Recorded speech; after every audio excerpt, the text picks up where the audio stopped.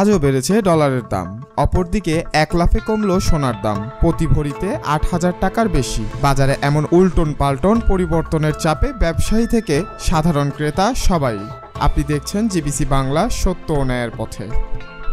আজ বৃহস্পতিবার, সপ্তাহের শেষ কার্যদিবসে দেশের মুদ্রা বাজারে চলছে টানাপড়েনে। বাংলাদেশ ব্যাংকের তথ্য মতে আজ ডলারের সর্বোচ্চ দাম দাঁড়িয়েছে 122 টাকা 50 পয়সা আর সর্বনিম্ন 122 টাকা 10 পয়সা। গড় দাম 122 টাকা 39 পয়সা, যা গতকাল থেকেও বেশি। জুলাই থেকে অক্টোবর এই 3 মাসে ডলারের দাম ওঠানামা অব্যাহত।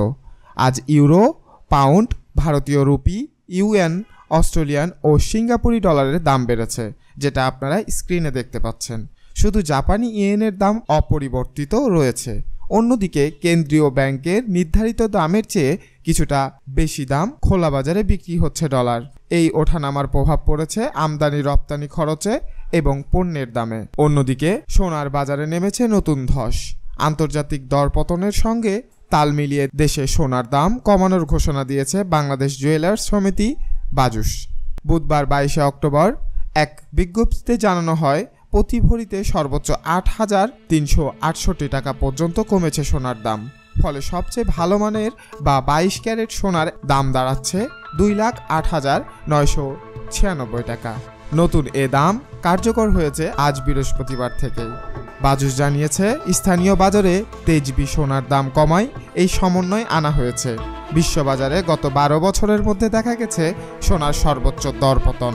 একদিনের লেনদেন প্রতি আউন্স সোনার দাম 6.3% কমে $4,000 কাছাকাছি নেমে আসে।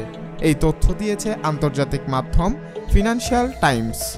বিশেষজ্ঞদের মতে প্রযুক্তিগত সংশোধন, ডলার শক্তিশালী হওয়া, ভূরাজনীতি উত্তেজনা হ্রাস এবং চীন যুক্তরাষ্ট্রের বাণিজ্যিক আলোচনার সম্ভাবনার কারণে এমন পতন ঘটেছে। চলতি বছর সোনার দাম এখনও 55 থেকে 57% পর্যন্ত বেড়ে আছে। তবে সাম্প্রতিক এই ধস বাজারে অনিশ্চয়তা তৈরি করছে। ডলার শক্তিশালী হচ্ছে, সোনা দুর্বল হচ্ছে। এই বিপরীত ধারা আগামী দিনে দেশের বাজারে কেমন প্রভাব ফেলবে তা নিয়েই এখন প্রশ্ন। আপনারা দেখছিলেন জিবিসি বাংলা। আরও আপডেট পেতে জিবিসি বাংলায় চোখ রাখুন। জিবিসি বাংলা, সত্য ও ন্যায়ের পথে। ধন্যবাদ।